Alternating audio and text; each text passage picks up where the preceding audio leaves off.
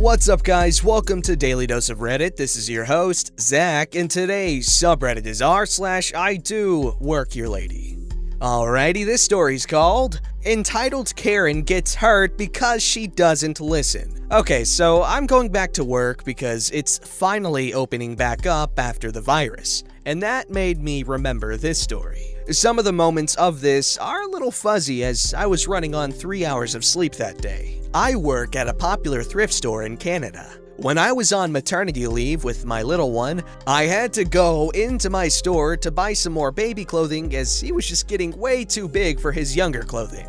I hate buying brand new unless it's on sale. So I was browsing some of the household aisles, hoping to add to my collection of weird and pretty pottery that I had started when on leave, when I hear a smash at the other end. I looked at my watch and realized that most of the employees who would deal with this problem were on lunch. So, policy is, if something glass breaks, one employee would stand at the break point to stop customers from stepping on it, and another would go get a broom to clean the mess. Most times, the people who rolled the product were on the floor to deal with it, but Cash was in charge of that when break came up. As no one was around, I decided, what the hey, I'm not in any hurry and the baby's sleeping in the cart. So I stood there and my mother-in-law, who was with me at the time, went to tell Cash about the break. Most customers were my regulars who knew I worked there and just had a baby. Some of them even stood there, out of the glass, to gush about how cute my little man is. Then this one lady who looked like a freaking Karen comes near. "Excuse me, ma'am, I'll have to ask you to go down the other aisle and come back to this one once the mess is cleaned up." She scoffed at me, looking me up and down. "You're not the boss of me! You don't even work here!" and started walking on the glass. To be fair, the clothing policy at the time was all black, and I was wearing bright colors and a long, flowing skirt. They have since gotten rid of the all-black policy, thank goodness, as I hate wearing dark colors. So I calmly said to this lady, "Please stop walking, ma'am. This glass could hurt you. And yes, I do work here. I'm just on leave with the baby." I motioned to him. "What glass? There's nothing on this floor," she said as she stopped to look on the shelves. She never even looked down. "I highly doubt you work here. You're just some entitled kid who had a baby way too young and is now trying to use it as a way to get free things." I was 23 at that point, 24 now. She went to walk away, and at that moment, this lady, if I can even call her that, freaking slipped on the glass. I asked her if she was okay, and she screamed, "Why didn't you warn me there's glass? I'll have you fired!" "I did warn you," I said as a supervisor and my mother-in-law showed up. The supervisor was the only one available to clean the mess, and she's one of the best ones there. My mother-in-law saw I was in distress and asked me what happened as the supervisor helped the lady stand. Luckily, the lady only got a small scratch on her hand from the glass. "I want her fired! Where is her manager?" Oh, so now she believes me, I thought. "I'm the manager on duty," she said to the lady. "What happened, OP?"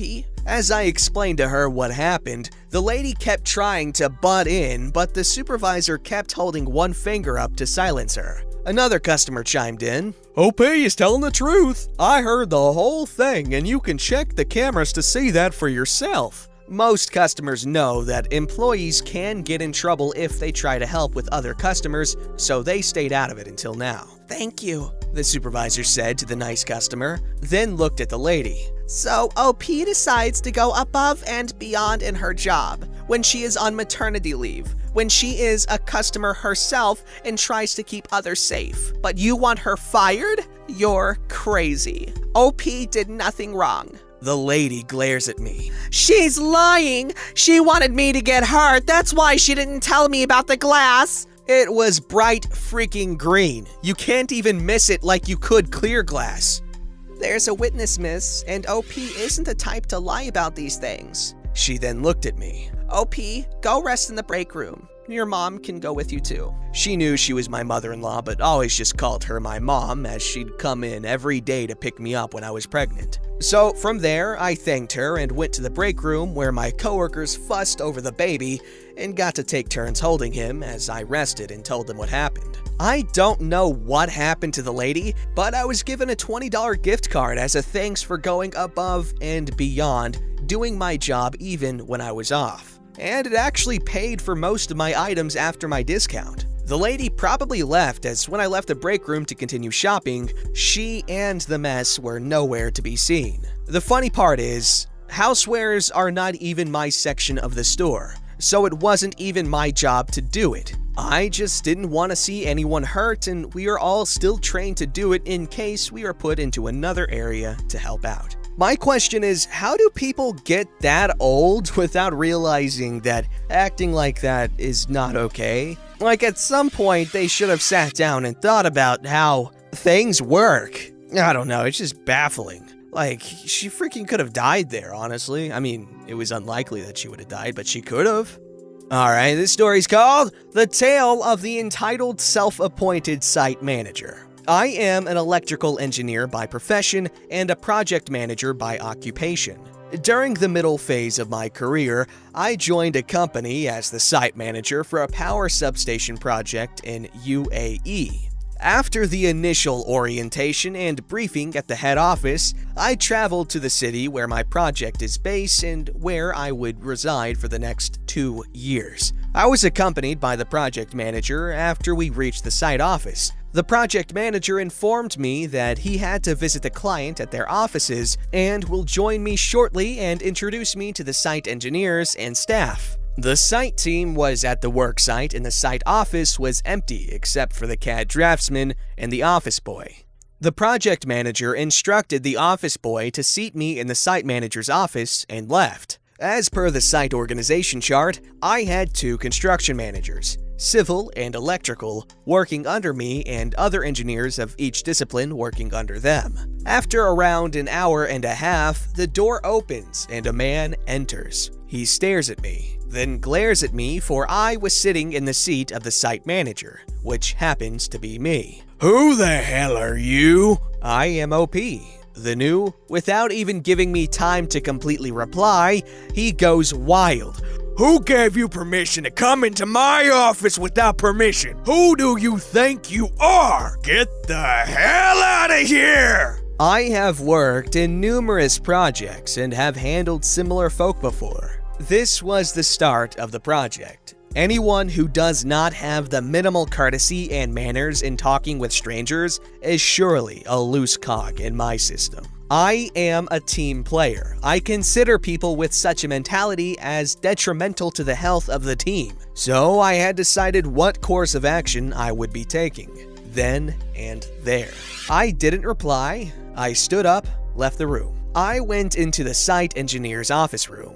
There were a few engineers who had returned from the site. I introduced myself as the new site manager and all of them stood up, with respect. I asked them to be at ease and inquired about the guy who said that the site manager's office was his. It turns out that he was the civil construction manager, and though he had his own office at the site office building, he had sort of assumed that he should be the acting site manager and moved into the site manager's office. The engineers told me that he was a bully and would throw his weight around bossing everyone, even the electrical construction manager, and was a royal pain in the ass. The head office had received numerous complaints from the site engineering team, staff, client, and the subcontractors, and he was just one write-up away from being terminated, and he simply didn't seem to care, with some sort of invincibility attitude. The project manager returns by this time. I see him and inform him that I want a private meeting with him before I get officially introduced to everyone. I sit with him in the conference room and tell him everything. I inform him that if this particular individual will be on site, it would be detrimental to my functioning and for the company too, and I recommended his removal and request to replace him with another civil construction manager. The project manager concurs, saying that he was just waiting for the guy to bite the bullet, and now that he has to go. He apologizes to me and asks the office boy to request the entire engineering team and staff to assemble in the conference room. As everyone gathers, the civil construction manager walks in, looks at me sitting in the chair next to the project manager, and stops with his jaw a-hangin'. The project manager says, "Good morning, everyone. It is my pleasure to introduce you to your new site manager, Mr. OP. I expect you to extend him your full cooperation and support to make this project a success." The civil construction manager is dumbfounded. He steals peeks at me. Later, the project manager takes me to my office. I call the office boy and instruct him to remove all the stuff that belongs to the civil construction manager and shift it all to his proper office room. Later, the door opens and my civil construction manager peeps in, inquiring, "May I come in, sir?" To which I reply, "No, you may not." To cut the story short, he was replaced with a fantastic civil construction manager who got on well with the team. The snob was delegated to an office job and terminated in 2 months' time.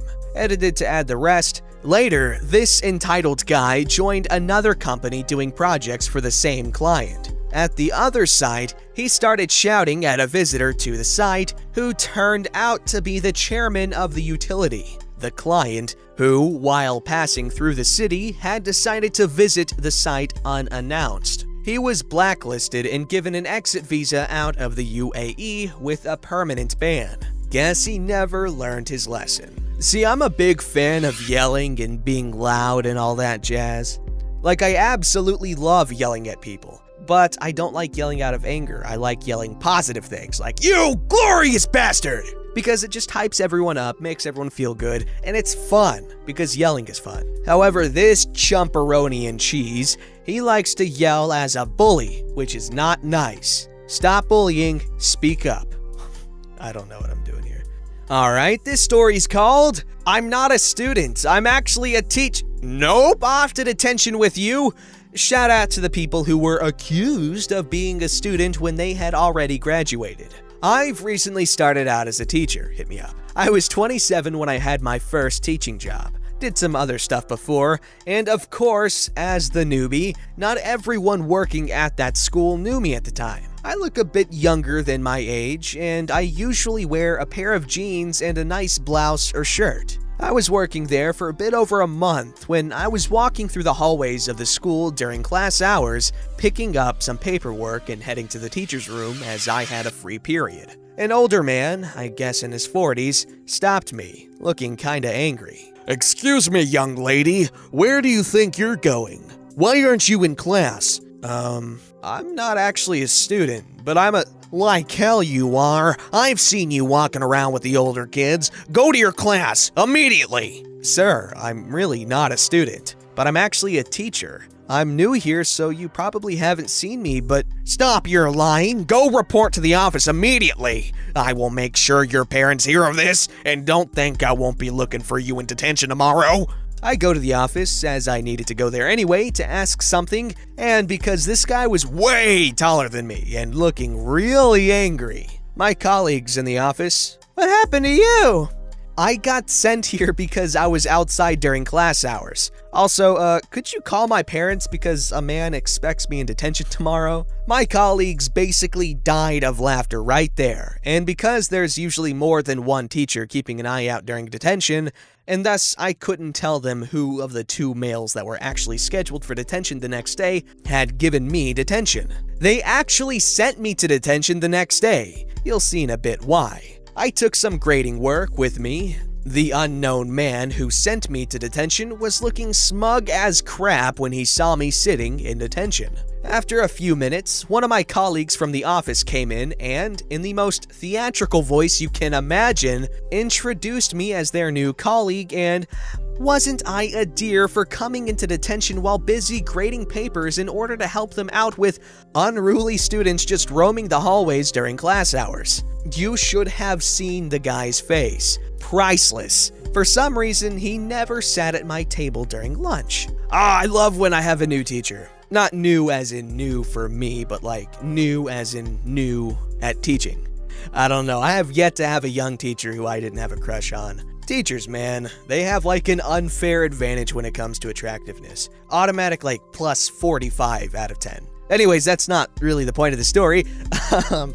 I really like these stories where the teachers get mistaken as students. I read another similar story about a person whose mom was a teacher and the gym teacher got mad at her because she looked really young. Anyway, stuff like that is funny because teachers think they're so smart with their fancy master degrees. Well, guess what, dummy? You thought a 27-year-old was a student. What a dummy.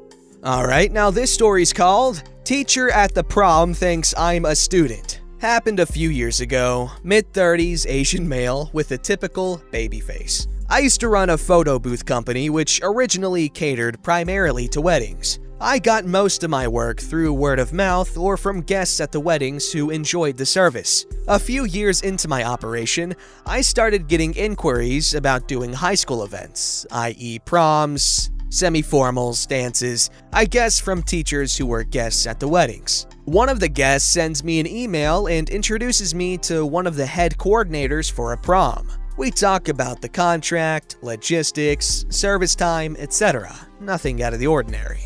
I usually arrive about an hour before I begin service to deliver the equipment and set up. This is also around the time students start arriving. Now, most dances have fairly strict rules about coming in and out, but that only applies to the students. On one of my last trips for my car, one of the teachers stops me and says in a stern voice, "Students can't be coming in and out like that." With a deadpan face, I look him in the eye and say, "I'm the photographer." He says, "Oh," and lets me carry on as I bask in his embarrassment of mistaking a mid-30-year-old for a teenager. Not the first time this has happened at an event. But wait, there's more! After I had finished setting up my station, he comes over to strike up conversation about photography, as he's a bit of a hobbyist. What kind of equipment do I use, blah blah blah. A few minutes into the conversation, I feel like I've met this person before.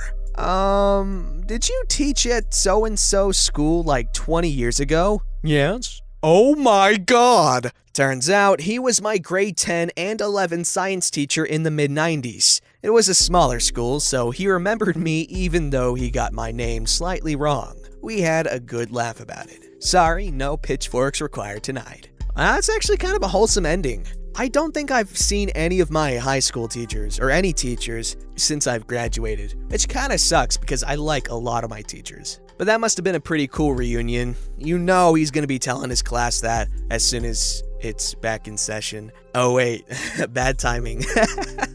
Don't forget to like, subscribe, and hit that bell to never miss an episode.